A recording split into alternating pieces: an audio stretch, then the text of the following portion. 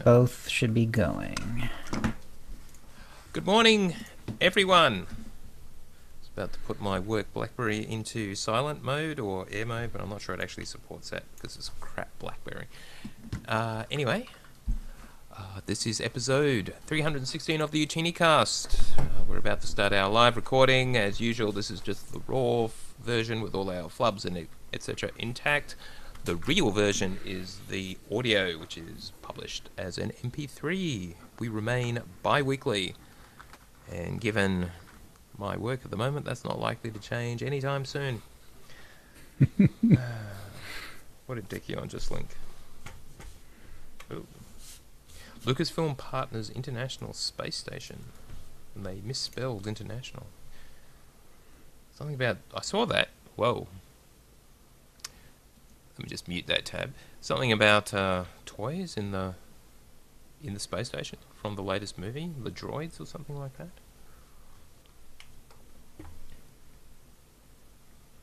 Oh no, it's a patch. Yahoo. Alright. So I just spill some tea. That's always a danger. Alright. Gentlemen, are we ready? Yep. Start your engines. Yep. Did I tweet? I have now. Alright.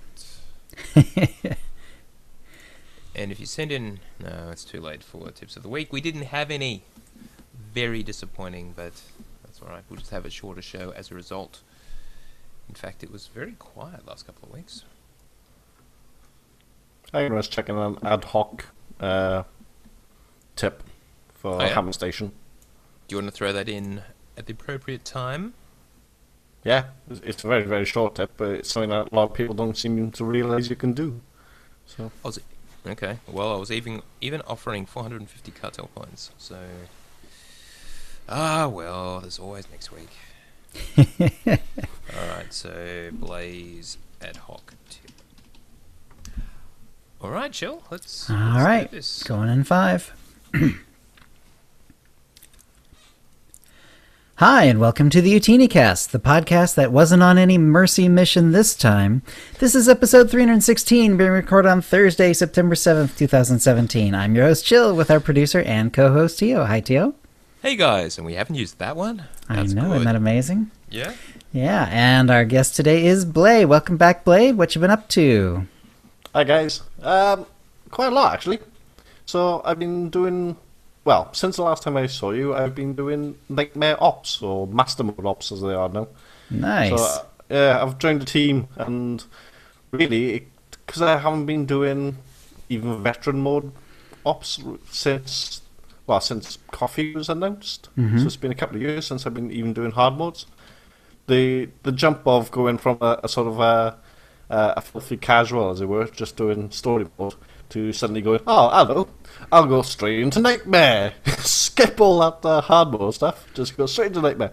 Was quite a massive jump, and it's quite difficult, and I'm quite fortunate that the rest of the people in the team are really, really good players. Let's note that Blay is actually referring to Veteran and Master, not Hard and Nightmare.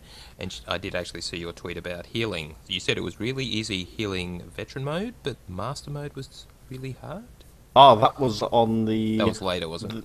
No, that's the new Crisis on Umbara. On Umbara, yeah. Okay, keep going. Sorry. Yeah, so I've also been trained to do the Master mode and Veteran modes of Crisis on Umbara. Right. Veteran mode, going with my healer, and I basically just fall asleep. So I do more DPS than I actually do healing. Wow, alright. It's really, really boring. But you go in a Master mode, and I'm like on fire. It's really, really hard. I can't tell if it's due to bugs, or if it's due to that's the actual mechanics. But a lot of the bosses just seem to aggro drop like there's no tomorrow. There's just it's almost impossible for the tank to actually keep aggro on the boss, especially and so with you're madly healing the DPS, basically. Yeah, it was basically a case of the boss, the second boss, if you know, with the big Titan looking thing. He'll take a DPS down from 100% down to like 10% left in one blast, effectively. So then you're trying to heal him all the way up from pretty much nothing up to full health, just in case they get hit again. Right. And meanwhile, the boss, he's got an aggro drop, but he can only be taunted when he isn't channeling. So you've got like just very, very small periods of time when you can actually taunt him. And at that point, you got to hope that the taunt works, because sometimes it just doesn't seem to. In which case, he's just going to carry on going around just pummeling the DPS and the healer. So that's quite a tough one. We've managed to get the first 2 bosses down. We've given up on the bonus boss, because that one just seems quite buggy. Okay. The boss doesn't seem to be... You look at your screen, and suddenly you get hit by the poison, but on my screen he'll be facing away from me, but on someone else's screen he'll be facing me. Right. So he'll be going, you're standing in it, and I've got a screenshot of me being behind him. And it's that kind of thing. So that one we find a bit buggy, but we managed to do the first 2, and we're working our way through the last boss. We're not by any stretch of the imagination, sort of a super hardcore team that's going to go into this thing and just blast through absolutely everything. But we're making progress, and it's going okay. But I can only do maybe 1 or 2 veteran modes per night without falling asleep. So, yeah. Wow. But the good thing is, those tokens, you can actually get the MK2s, which are reusable adrenals or reusable medkits and all that kind of business. Oh, cool. Nice. So, yeah, so been grinding just to get those, really. Is that better than what you can craft? Well, they are crafted. You still have to craft them, so you've got to be a Biochem 600 to be able to craft them and use them. So Right. they've actually got no resale value, really, because anyone who can actually use it could just craft it themselves. Right. But it's the same power as the normal one. There's no reduction. Right. Very nice. Yeah. And that's it, really. All right, cool. And Tio, how about your week? Yeah, no, I didn't get to play. I really should have, but I didn't, though. Given this sweet, sweet CXP in the daily areas that we will talk about later, I'd have to be silly not to indulge, since I actually now have a few weeks to do it. We'll talk more about that later. So Nice. I do hope to play. Otherwise, life continues to be very, very, very busy. Anyway, over to you, Chill. All right, we'll start off with a shout out to the chat room. And AC Ace is here, Blaze here as Blachach Gaming, Born to Eat Bacon, Brian in Hawaii, Dekion's here, hey Dekion, Elion D2, Libra's here as Libra Roja, Pen Dracos, RJR75, Sledgestir, Trig PT, and Exjarnas are all here. Hello everyone. All right, well, I did quite a bit of streaming the last couple weeks, and I got Chill Goal all the way through Kotfi, Kotet, Iokath, and Umbara, so I have seen Umbara now. I know the big sort of double twist at the end, double secret probation twist at the end there. And I also got Chilgo through the Zio Ohm chapter, so she has the companion, so that's awesome. It's fun to see because I've only done it like 3. This is only like the 3rd time I've done it, and it's been months and months since I've seen it, so it was nice to see it again. And it does turn out that, and since I hadn't done this option before, so I was doing like the 3rd option on everyone, it turns out, so if you choose that option and HK like shoots Zio at the end, then you do not get her as a companion from doing the chapter. But if you go to the terminal in the base, you can actually pull her out manually that way. So you can still get her even if you story-wise choose to have a HK blow her away. So that that didn't seem like too big a stretch to me, so I went ahead and grabbed her out, and so she has Zio as a companion because I really like Zio. Really funny lines, really good line reading, very good voice acting for Zio. Plus, she has slightly different abilities, not way different, but just slightly different healing abilities that I actually like better. So I think she's a little stronger as a healer companion. And yeah, so that was all good. Also started working on my mirror class, so I'm just working on, I'm going to be working on gearing up. So I've got my 2 mirror classes. Chili Quinn is the other one. So I got her through Iokath and Umbara. So I saw Umbara twice. The main storyline doesn't really change too much depending on light or dark side. It's sort of more of a flavor thing. Yeah. And I did like Umbara as a story flashpoint. Wasn't difficult as a story flashpoint. It'll be interesting to see it when I try it, with an actual group. But it was interesting. It was very pretty, and looking forward to doing that as a regular flashpoint. And during the last couple of weeks, I had a couple of really nice screenshots that I'm putting in the show notes, and one sort of Republic related, one sort of Imperial related. It was when I was leveling up Chill Goal, and on Ziost, which I had done, I guess it might have been a little bit more than 2 weeks ago, so it might have been previous to the last show, or maybe I did Ziost after that. Anyway, really cool overhead shot that you see when your character is talking with Theron towards the end of the Ziost story, and you see the Republic symbol on the floor. That's the first one. And the other one is the start of Kotfi. It's chapter 1 when you're on Darth Mar's ship, and there's this one area. There's a light overhead that is in the shape of the Empire symbol, and because of that, it actually casts a shadow on the floor that shows the Empire symbol, which is I just thought that was cool. And it's funny because I really hadn't noticed it before. I mean, I've done that chapter a bunch of times now, and this is the first time I kind of realized, oh, there's an Empire symbol here, and it's actually not painted on. It's actually a shadow effect, which was kind of cool. That is awesome. Yeah. Yeah, very nice. I'll include those, of course. Yep. So yeah, it's in the show notes, and I guess if you hunted back in my Twitter feed, you could probably find it that way too.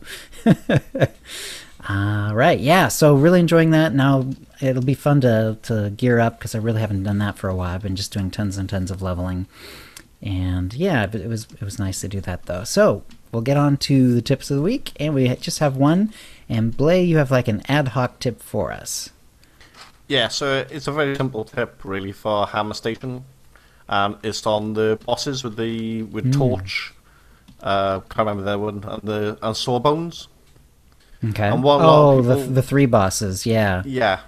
What a lot of people don't seem to realize is you can actually interrupt Torch. So a lot of people just stand there and just take the flame in the face. Okay. And they don't need to. They could actually interrupt it. And the other thing that I've seen a lot of peg groups do is yell at you if you're not actually then attacking Sawbones afterwards, because they all think that Sawbones is an actual healer. But he doesn't do any healing whatsoever. Yeah, he just DPSs. Yeah.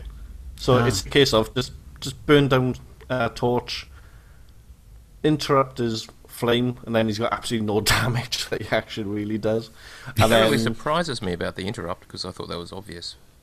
Yeah, you should interrupt him as a tank. You should, but I've seen so many people just stand there and just take the flame, because it's usually the tanks are running around trying to hold the Colonel and Sawbones, while the DPS are on Torch. And they just don't seem to even think that, I can interrupt this, and they just stand there and just take it. But the other thing then is that they all go on to Sawbones thinking he's a healer, but really the tactic is that you're supposed to attack the one that doesn't have a shield. Right. Because there's a shield that alternates between the bosses. Right. That's it, really. Right. It's a simple tip. It's a tip that you would have think that, everyone would know. But I've been in so many peg groups now and just watched them just gone, why are you attacking the one with a shield? You're just wasting DPS. So I thought I'd just mention it. Excellent. All right. And as a reminder, we do have a tip of the week contest every week. So if you would like to win a Tonfon or M83R Droid pet code courtesy of BioWare and the OotiniCast provided cartel market pack from the latest shipment, please send your tips to OotiniCast@gmail.com by the next show. And that will bring us to the Holo feed. Tio? Quite a bit of news this week, actually. So let's just run through it in sequence. We'll start with the fact that you may have noticed that when you were able to purchase the key for your Umbara mobile stronghold that you weren't granted an extra slot. So at least for now, you can only still have 6 strongholds. So they have not increased it to 7. So you have to let one go pretty much if you do actually want Umbara, if you've got all 6, obviously. Now the reason for that is due to the impact on Conquest. Now, I'm sure at some point they planned to get the Conquest bonus from your 4 most decorated strongholds, as in the completion percentage was the highest of the 4 out of the however many you had. But as has been pointed out previously, that isn't the case. You can basically have for every stronghold, you can max it out and you will end up with 150%, 25% per stronghold. And so they basically don't want people to have to do that anymore, because in their words, the idea of place chairs in every hook, or posters on every wall, for your bonus is not a great experience, and you've got to admit they're right. Why just have this mechanism where you're just forced to put crap everywhere just to get the bonus? So anyway, they're going to change it so you can have the strongholds you want and decorate them any way you want without negative impact on conquests. So what does that mean? Probably taking away the conquest bonus, or somehow arranging it in some other way based on your strongholds. Don't know. But anyway, once I've sorted that out, they may actually increase the stronghold cap to 7, so you can actually have Umbara in addition to the other 6. Now, speaking of the Umbara mobile stronghold, there is an exploit that was introduced in Game Update 5.4. Now, we're going to tell you about it because BioWare is quite open that they want you to know so you don't accidentally do it. Now, as you know, when you do the new Flashpoint, Crisis on Umbara sufficient times and earn the currency, you can buy the key. That will get you into the room where you can actually purchase the stronghold for Cartel coins or credits. But it turns out that you can use your guild ship's summons, so that if someone else has the key and get in there, you can actually, summon in via the guild ship summons and as many people as you want, really. And those people can then just buy the stronghold without having earned the key. Now, just to be absolutely clear, that is an exploit, and they are basically telling people don't do it, because once the bug is fixed, and it was going to be in 5.4a but wasn't, once it's fixed, they're going to identify everyone who took advantage of the exploit and take some action. So they haven't said what the action is. I would guess they would just take the stronghold away from you, regardless of how you purchased it, or some sort of ban or something. I suspect it'll be fairly light, given it's not that big a deal in terms of an exploit, but it is still an exploit. So basically, if someone summons you into that room and you don't already have the key, do not buy the stronghold. It's basically. Okay. So anyway, it's fairly obvious as an exploit, though, to be fair, because they're being quite open up front that they wanted you to have to do the content in order to be able to get the stronghold. Agreed. So if there's any way that you can actually get the stronghold without doing the content, you've got to think, oh, wait a minute, this could be an exploit. Anyone who doesn't think that is, quite frankly, shouldn't be playing the game. Yes, indeed. It's a shame they couldn't actually set it up so you could actually do the purchase unless you had the key or something. So that was a precondition, but they did it via getting you into the room, and hence this was possible. But okay, so be it. All right.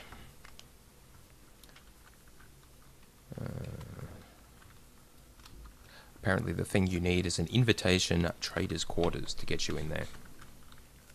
All right. Now, it's raining Command XP, as mentioned earlier. With Game Update 5.4, they introduced a little bug. The daily missions in the following areas: Zerka, Oricon, Black Hole, Yavin 4, Ziost, Section X, and at least at the originally Iakath, are rewarding substantially more CXP than intended. Well, I suppose they would normally give you 75 CXP per mission, and they're currently awarding 1,125. Yes, that is more than 10 times. It's closer to 15 times. Nice. Wow. As they say, that's a lot of CXP. Yes, it is. And probably a little more than they would like you to get, they say.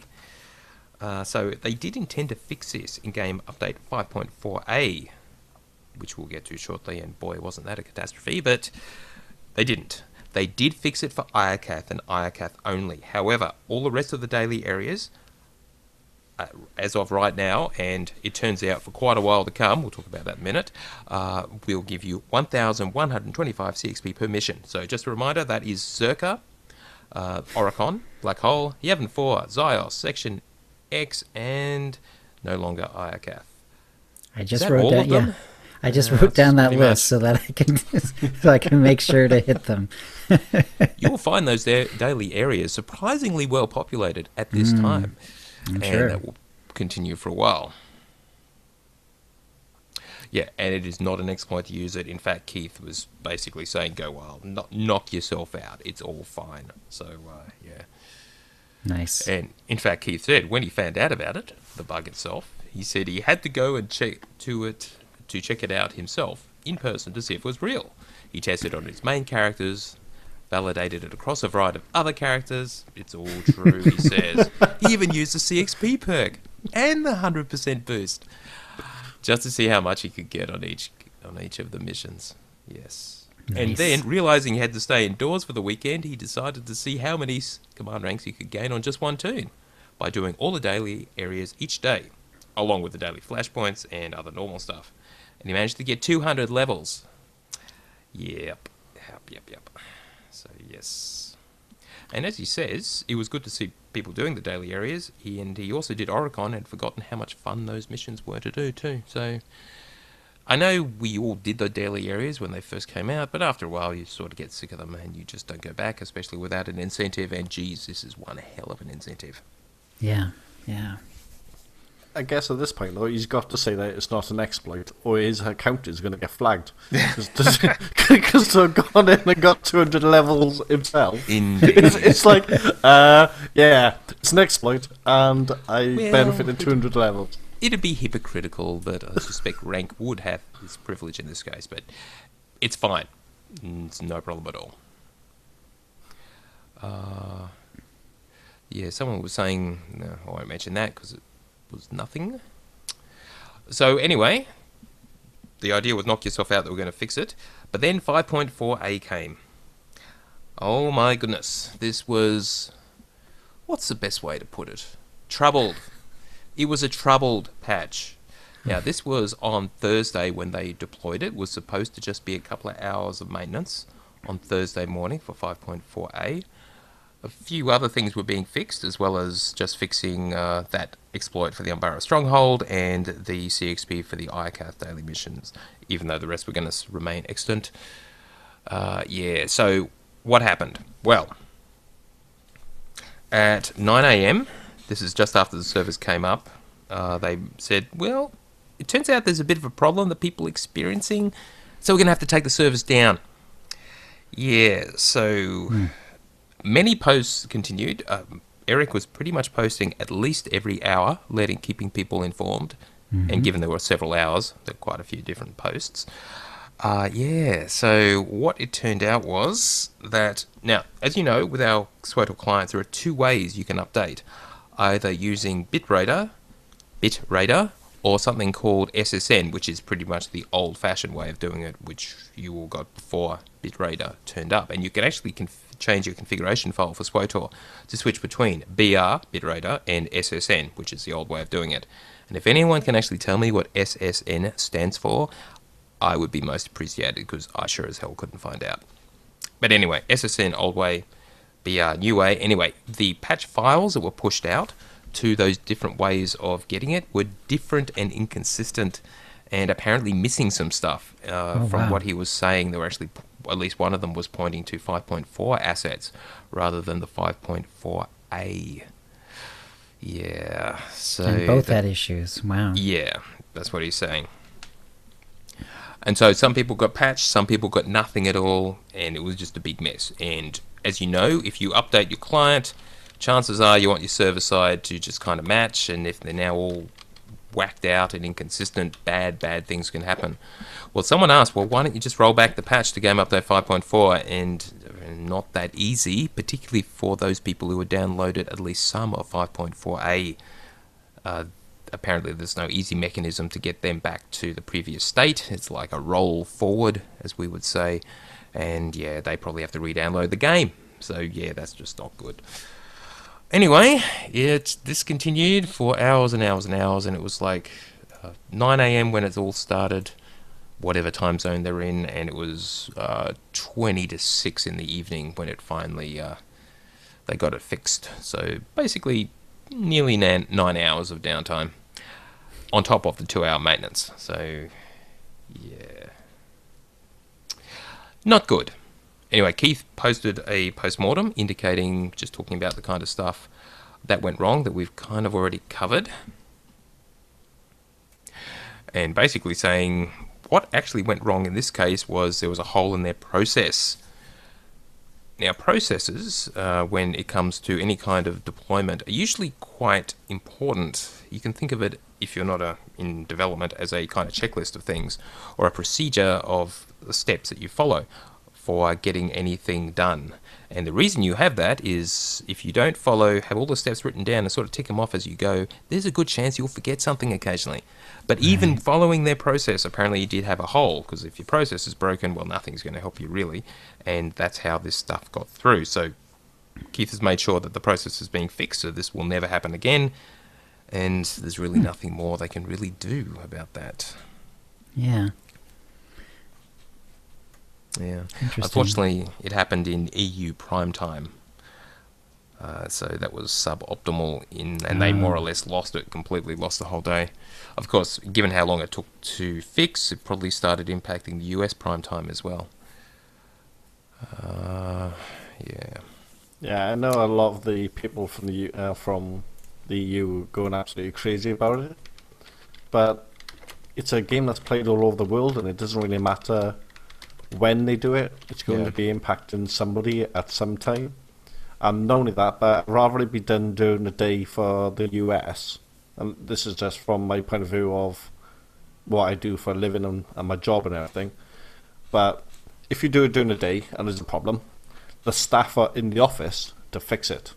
If you do it during the night and there's a problem, the staff are at home and sometimes in bed.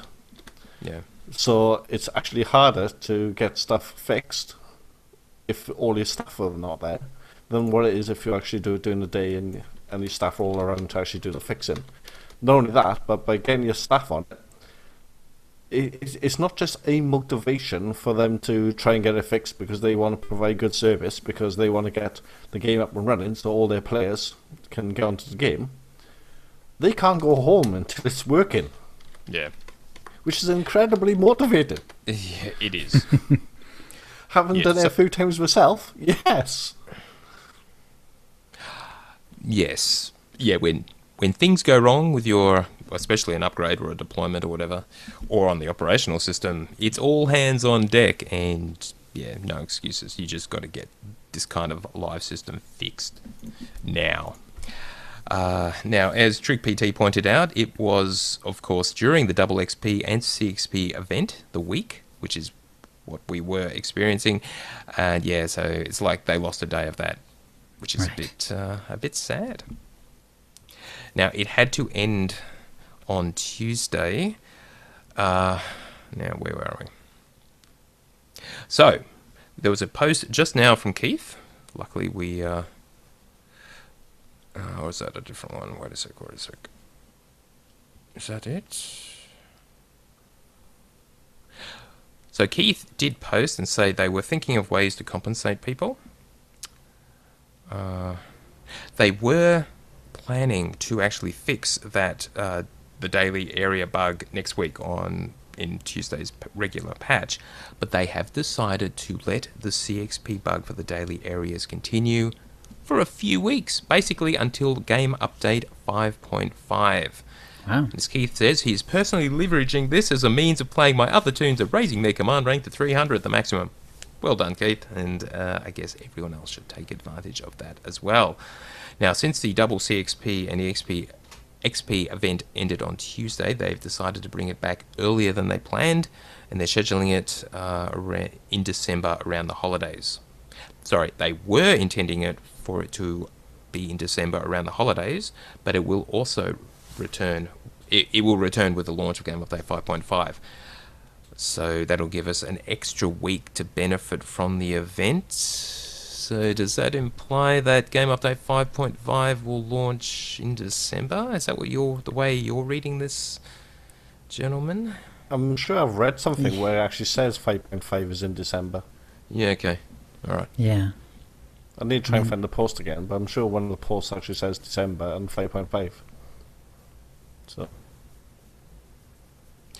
As Dekion says, I see a huge difference between a producer that actually plays and one that stopped playing a few years ago. Now, I'm not sure that's actually true with our previous producer, our good Aussie friend, but yeah, clearly, I'm not sure many people play as much as Keith does. So not sure that's really a fair comparison, but yeah, fair point. Fair point. So, given all the screwing around after 5.4a, it was terrible losing that day, they are giving us a fair amount back. Though crazy CXP from the daily areas continues for weeks, and they're going to bring back the double XP and CXP event earlier than planned. Libo Roja asked, do you know if/when we're getting an X-Pack? An expansion? No, we don't. We're sort of wondering whether it would be towards the end of the year. I mean, we've got The Last Jedi coming out in December. It would kind of make sense to do something with that. But given they're planning Game Update 5.5 for December, it doesn't sound like another X-Pack to me. Right. So I suspect either they're going to, as noted previously, go Windows 10 on us, and just 5 is it, and it's going to be 5 point whatever forever, or they're going to leave it for another year or something. So, yeah, you'd expect it to be 6 if it was going to be an X-Pack. Now, they were planning on the Han Solo movie to come out. Is it May next year? Or did that change? Right. Yeah, that was the idea. But they've changed producers, and of course, you may have heard they've changed producers on Episode 9. Colin, or what his name, the guy who made that really terrible movie recently, sort of got fired from producing Episode 9. But anyway, yes. Trick PT reckons 5.5 will be before December. Yeah, I saw something that implied it would be towards the end of September or early October, so it's just, I don't know. Yeah, still, you'd think, I mean, this would be around the time that they would be announcing an X-Pack if there was going to be one. Your Comic-Con is coming up, and that would probably be the event they would choose if they're going to announce it. Yeah, so, outside chance, I suppose, but we haven't really heard many whispers of it, so... Yeah. Now, also, there are the rest of the bosses for the operation, the Gods of the Machine operation, that have to come out, because we've only still got the 2. We've got Tithe and the twins, but we've still got 3 bosses. Or have I missed one in there? No, just 2. Yeah, so they reckon they're going to get them all out this year. That means 3 more game updates at least. Yeah. And we're basically early September now. So there's 4 months until the end of the year. So, all right. So anyway, yes, we don't know. But anyway, at least for the next few weeks, please enjoy all that sweet, sweet CXP. Mm-hmm. Yeah. Yeah. Oh, and if you happen to be a guild leader, remember those awesome changes that we're making to the guild member interface, the list of members where you can actually do stuff in bulk? It's completely broken at the moment in all kinds of fancy ways. Yeah, if you highlight multiple people, all kinds of bad things happen. Yeah, it's just rough. Anyway, they're looking into it, so... Right. Yeah, I'm seeing the list here. It says, this happens, next bug, this happens, next bug, this happens, next bug. Yeah, it's pretty porked at the moment, it sounds like, but yeah, at least we know they're working on it. I mean, kudos to the player who actually reported that, but he went through and listed them all in lots and lots of detail. Mm-hmm.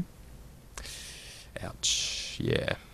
That's poor form. But anyway. Was that actually released yet, or was that something that's been...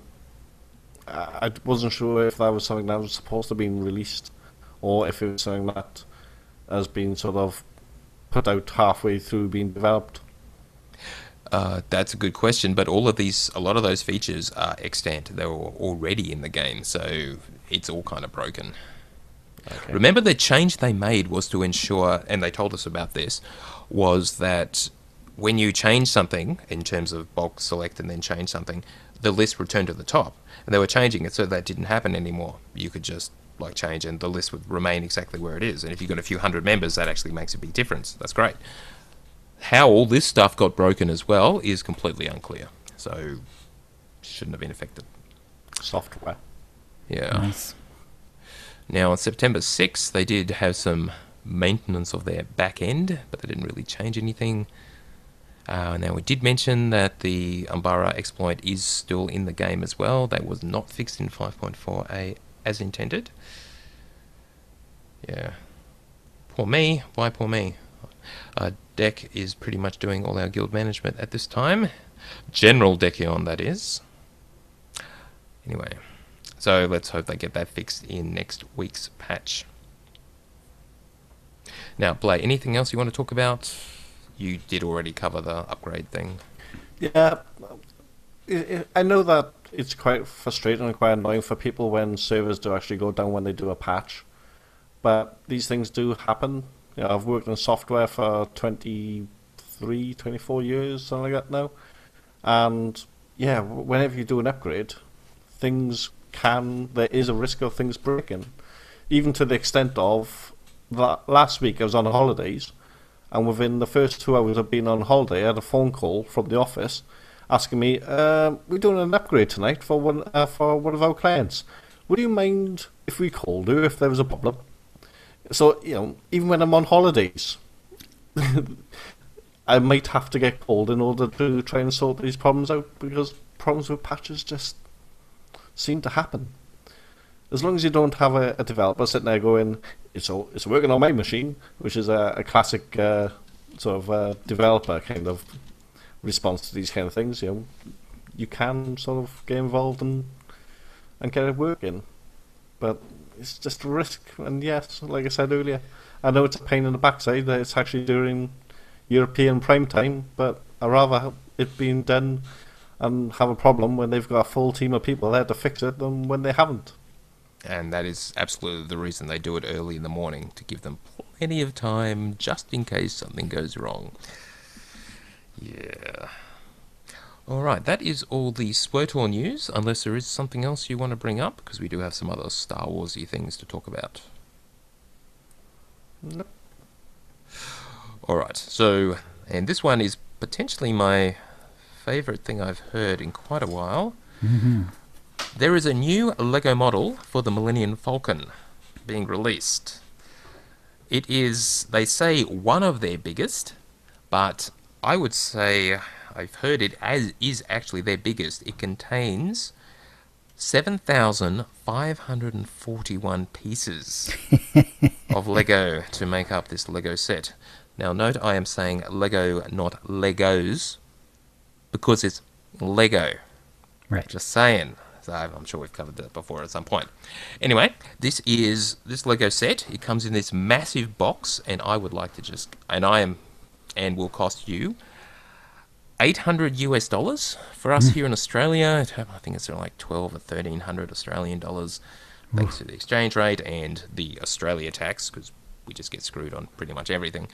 And it will be released on the 1st of October this year, which is not that far away. Now, let me tell you about it, because it's glorious. It is the picture on the box has the round sensor dish, but it turns out you get both sensor dishes, both the original, where it was round, and the new one, which is square. Mm-hmm. So you can actually configure it to be either the classic Millennium Falcon or the Force Awakens new era Millennium Falcon. And along those lines, the minifigs that you get with it are either Han, Leia, Chewie, and C-3PO, as they appeared in the original movies, or the older Han, Rey, Finn, and BB-8. So you get both sets. So you can actually set it up to which either old or new, which is awesome. Yeah, one of the nice things, I mean, they don't really focus on this, but we in our family we have one of the other. There's actually been a few Millennium Falcons over the years. We have one of the other ones, and it's pretty big. It's over a foot long, so a third of a meter long, and it has a lot of pieces in it. It took a long time. It was mostly my wife actually who did it. My son was kind of young at the time, and he kind of helped, but young kids get bored and move away and stuff like that. So she ended up doing most of it because she really wanted it done. And it was really cool. And as big as it was, though, the minifigures, it was like not really scaled to the minifigures. Right. It was the minifigures didn't really fit like in the cockpit and stuff like that. And it looks That's like no fun. Yeah, it looks like this one's gonna be so big that it actually is pretty much gonna be like minifigure like sized, essentially. Like it's gonna be scaled. That's, if not quite that big, like almost that big, and you'll be able to put the minifigures like pretty much inside anywhere you want, which is nice. Can I give you the dimensions, Chill? Yes. It is actually going to be 84 centimeters long. That's for the rest of the world. For America, that's 33 inches. It'll be 21 centimeters high. That's 8 inches high. And it'll be 56 centimeters wide, 22 inches. Right. So 33 inches that's over 2 feet, isn't it? Yeah, it's basically almost 2 feet by almost 3 feet by 2/3 of a foot high. Wow. Yeah. It's huge. That is so big. Of course, that's $800 US worth of Lego, so you'd hope it'd be pretty bloody big, wouldn't you? Yeah. Wow. Now, it does include 2 buildable porgs. What's a porg, you may ask, as Blay shows us his... Is that a Lego TIE Fighter, Blay, or just that's a a model? Lego TIE Fighter. I think I've got that in a box somewhere. Unbuilt, unopened. That's awesome, mate. Could you take a picture of that with you holding it? Or maybe one of your cats holding it, and I'll put it in the show notes. Yep, we'll do. And I don't think the Falcon is quite in 100% shape anymore, but I might be able to grab a picture of that too. Please do, because I think I've got that one too, Chill. Also in a box, also unopened. Oh, not made, but in a box. No, I intend to build them with my children when they're sufficiently old, and that's as you good were then. pointing out, that could be quite a while until they're old enough for that. There won't be Lego in the future. It'll all be like virtual Lego, and you have to put on your VR headset or something. Get to make your own Lego movie scenes. There you go. Yes, they'll be animated. Oh, that'd be awesome. That would be so cool. In fact, why do it with Lego at that point? Anyway. So anyway, as I was saying, it includes 2 buildable porgs. What's a porg? Some new thing they're adding in the Last Jedi. Last Jedi, which, almost cute critter. Of some sort. it's like modern Ewok kind of things. Let's hope I I can't even despise tell. them less. I don't even know if they're sentient though. I thought they look like they might just be kind of animal level intelligence, but I could be wrong. Maybe they're smarter than the first impression gives it. Aren't the porgs the defenders of that island which Luke is on? Oh, Is that what they're supposed to be? I don't know. the place off the coast of Ireland? Yeah. No, not that one. Okay. Right. R2, whatever it is. I can't remember the name of it. Because I don't think they mentioned it. It's just been mentioned subsequently. Anyway, you also get a buildable Minoc, so you can relive the Millennium Falcon parking itself inside a space slug in The Empire Strikes Back. So you got a Minoc as well. And I think this is awesome. It has a concealable blaster cannon, as per their escape from the Death Star. Empire Strikes. Was it? Well, No, wasn't that Empire Strikes Back, where the portable thing pops out and starts shooting yeah, but they use the it attacking in. snowtroopers? They use it right after the death of Obi-Wan too, don't they? No, I thought they did. in the original Star Wars. No, Don't they? Am I mishearing? Yes. Am I misremembering that? Oh, okay. Either that, or I have never seen that, and I'm probably going to rewatch Star Wars. They may have added that in one of the later versions of it. That's certainly possible, because George Lucas loves to screw with his old movies. All right. It also has the back to Millennium Falcon. Sorry, go ahead. Nah, I think you're right though. I think it might have just turned up later. and my brain is retrofitting it into the other scenes. This happens when we get old, Chill. Anyway, our Lego Millennium Falcon, the 7,500 piece one, includes intricate exterior detailing, upper and lower quad laser cannons, which is good. When you remember the plastic model, it only had the top quad cannons, I think, at least. It has landing legs, lowering boarding ramp. That's pretty much a given. You would hope so. The 4 minifigure cockpit with a detachable canopy, which would be essential so you can actually put them inside, and removable individual hull plates reveal the highly detailed main hold, rear compartment, and gunnery station. Right. Awesome. That's more or less how the well, not little, but the one we have does that as well, where basically the top is sort of done in these little pie shapes, and you can flip them out, and then you can see the interior, and the interior is detailed. Probably not as much as this one is, but you could actually see the different areas and stuff. Cool. Now, the main hold has a seating area, of course, the Dejaric holographic game, the combat remote training helmet engineering station with turning minifigure seats, so it's just all those scenes from the movies, guys, and a passageway decoration. The rear compartment features the engine room with hyperdrive and console, 2 doorways, hidden floor compartment, 2 escape pod hatches, engineering console, and an access ladder to the gunnery station. If you saw it in the movies, it's in the Lego set, pretty much. And finally, the gunnery station features a minifigure's gunner's seat and detachable hull panel with a fully rotating quad laser cannon. And it sounds like that additional quad laser on the bottom doesn't actually have its own gunner's seat. I guess they only had so much room in the model. Boo. But okay, fair enough. You includes Han's blaster pistol and Chewie's stud-firing bowcaster. And they've got modern versions of the weapons as well. Han's blaster again, Ray's small silver blaster, and Finn's medium blaster rifle. Oh, wow. How cool is that? And if you can turn the hair on the minifigs for Leia and Han, you can turn the hair so it exposes a face with a breathing mask decoration. Oh, wow. Back inside that space log. Awesome. Anyway, that is available first of October 2017, $800, a hell of a lot more Australian dollars. Yes. Awesome. But only 650 British pounds. Right. Wow. Yeah, that's right. You guys, I thought your exchange rate was doing particularly badly, or is it the US dollars is doing badly? Oh, it's been fluctuating a lot. Very recently, the U.S. dollar's been weaker, but before that, it had a long, strengthening period. So, kind of depends on what period of time you're talking about. Yeah, actually, the Aussie dollar's doing surprisingly well at the moment against the US. Right, that would make sense. Yeah, it would be even more in New Zealand dollars, Libo Roja, given that's worth even less than the Aussie dollar. It's by a little bit. Okay, next thing I wanted to mention was we've talked about the Darksaber, which does seem to be drawn from some SWTOR lore, or at least Knights of the Old Republic. Is that true, or am I making that up? I can't remember the details. Is there a Darksaber in SWTOR? I don't remember. No, there isn't, is there? Some pretty dark-coloured blades, because you can get a black blade, but I won't call that a dark sword. Yeah, I think that's different.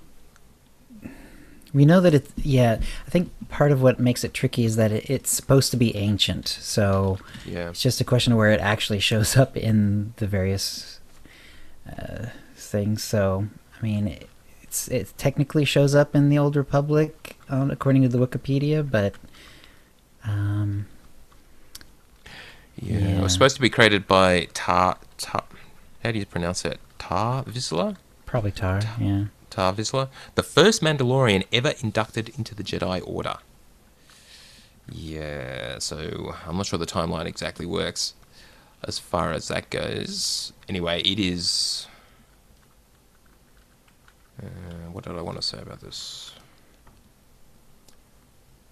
Yeah, it was stolen from the Jedi Temple during the fall of the Old Republic. Right. So, but that was told to Obi-Wan Kenobi by one of Vizsla's descendants. Yeah. So you could sort of stretch it back to the original. Right. Yeah. It's all a bit messy. It's a little messy, yeah, just because it's one of the rare times where they actually do push the story back to old Republic times. And kind of rewrite it, which they do have a tendency to do. Though it is, what I did want to mention was Star Wars Rebels Season 4, which is coming out soon. There's a couple of trailers out now, official ones, will be the final season and will lead up to the events of Rogue One. So, Cool. Yeah, I don't know what they're going to do after that. Right. Hopefully there'll be something more, but at least it'll be interesting to see how they do connect it up with Rogue One. And what happens to all the members of the Ghost crew? Right. Now we know at least 2 survive because they appear in Rogue One. Mm-hmm. Yeah, briefly. and the ship is there too. Yeah.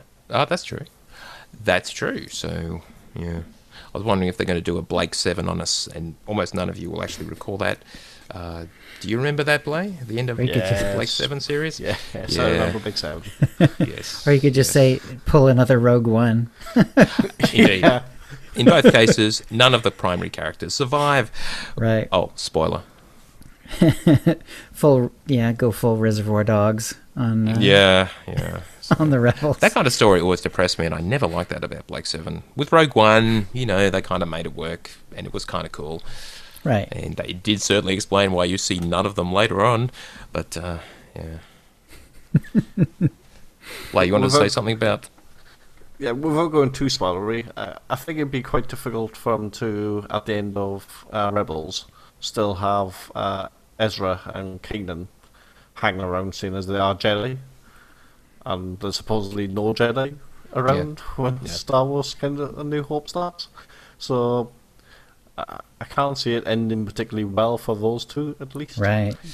Yes. And I will be sad to see Rebels end because I have really, really enjoyed the series. It's probably been one of the better sort of series because it's been consistent for all 4 of them, or certainly for all 3 of them so far. How would you compare it to Clone Wars in terms of overall quality? I prefer it because, it is sort of central on this team, but it's involving more characters than Clone Wars. Plus, it's it's also responsible for bringing back people like Admiral Thrawn. So yes, it's always going to have a soft spot in my heart for just doing that on its own, really. So quality wise, I think it's really good. I think it's been really, really well written. I think the characters have got a lot more development. It's like the only character that really develops across the whole of Clone Wars is Snips. Right. What about Ahsoka? She did actually develop. Come on. Well, that is Snips. That is Snips. Oh, is it? Yeah. That's what Anakin calls her, yeah. Yeah. I didn't know that. That's really his nickname for her. Yeah. Okay. All right. Did I want to say anything else about that? Anyway, so, yeah. Season 4 premieres fall 2017. When's that? That's now, isn't it? Fall for you guys, spring for us. Right. On Disney XD. Fall's about to start. Yeah, later in September. Oh, your official fall. Yeah, for us it starts at the beginning of September. Which spring, that is. And has it ever? It's really hot because Australia, climate change. All right, now let's also talk about, apparently, according to the box art of the Revel kit for Kylo Ren's TIE silencer, a very cool TIE variant, the Death Star is returning. There's going to be a third Death Star. Just look at it. It's right there on the box. You can see the TIE silencer flying away from it.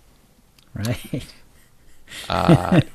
Or not, as the case may be. So someone asked Pablo Hidalgo from the Star Wars Story Group, could you put a stop to this crazy theory that there's going to be another Death Star? And Pablo Hidalgo said, I don't think box art has the power to confirm such things. So what appears to happen is with the box, they just use some cool Star Wars background art and a Death Star. Non-canonical. It's non-canonical, so yes. Oh, that would be so sad if they did actually bring back yet another Death Star. I mean, that's just, come on, guys. Right. I mean, basically, the Force Awakens pretty much had one anyway. So that would be very much jumping the bantha, I would say. yeah, exactly. All right, now, and there was just a final story, which I will link to, but the gist of it was the actor who does the voice for Darth Maul in Star Wars Rebels, which kind of is a spoiler, but anyway, was basically talking about something Pablo Hidalgo has addressed himself, the fact that everything that isn't the movies or the TV series, it's canonical, you know, with the Star Wars Story Group, and everything they produce is now canon, but as Pablo Hidalgo said himself, well, yeah, but the details can vary a bit, and there can be inconsistencies because that's just the way stories are, you know, different points of view, and who knows what the details are, but, well, and the actor's point of view was TV series and movies take a lot longer to create than just the Marvel churning out comics, and so it's just not fair on the movies, which are that's real Star Wars, at least from his point of view, and Clone Wars and Star Wars Rebels, versus the stuff that's in all those Marvel comics, and God, there are so many of them. And the novels as well, for that matter. Mm-hmm. So, yeah, if you see inconsistencies, don't panic. I know that is the natural tendency for those of us who like continuity in our content. And I used to be like that, but I've sort of relaxed a bit. But, well, actually, not really. But, so it's still irritating. But because they just jump out at you, the inconsistencies. Like, what? Right. Come on, guys. But, yeah, it's going to happen, and that's okay. In terms of what really happened, and this is all sounding like the old EU, isn't it? The movies and the TV series are what you can rely on. That really happened. Right. Sort of. It's kind of George Orwell's Animal Farm. It's all animals are equal, but some are more equal than others. Indeed. I'm pretty sure it was their noble intention that with all this new stuff, they really would keep it all consistent, but... Right. Well. And they found out how dang hard that is. And when Disney sells Star Wars to someone else, and they just wipe all this canon away, well, I guess I'll do it all again.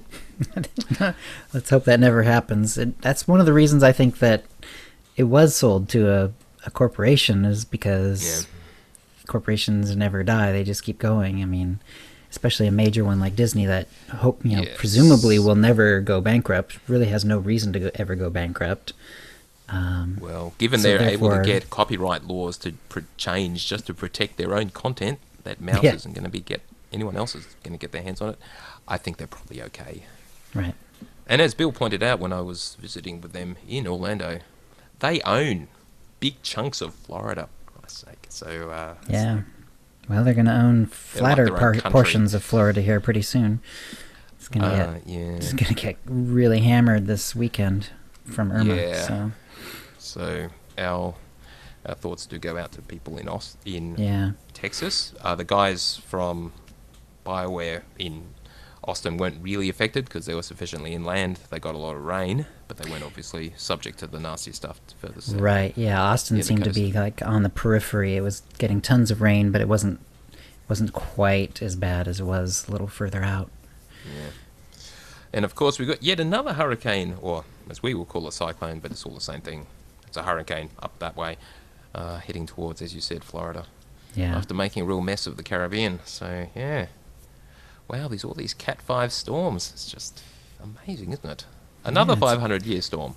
How about it's almost like there's a lot more energy in the oceans ready to be turned into storms. How does that happen? It's a natural cycle, Chill. Completely unexplainable, but maybe it's just magic. All right, let's not get political. And that's the news. Oh, jeez. Okay. And on that I was not expecting that.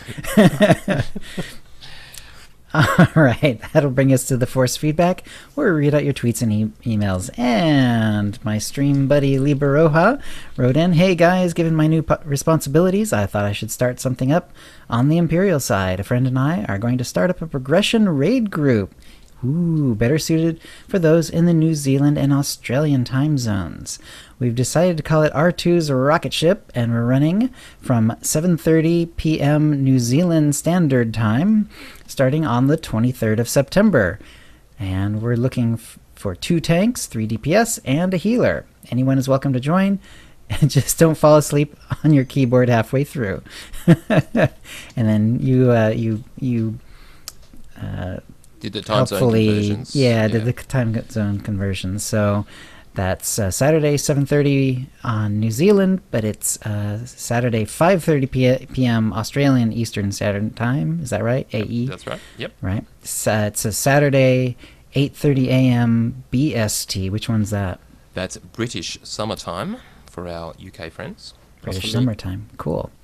And it's Saturday/Friday night going into Saturday morning, 12:30 a.m. So just after midnight Pacific time. Wow. For you, Jill.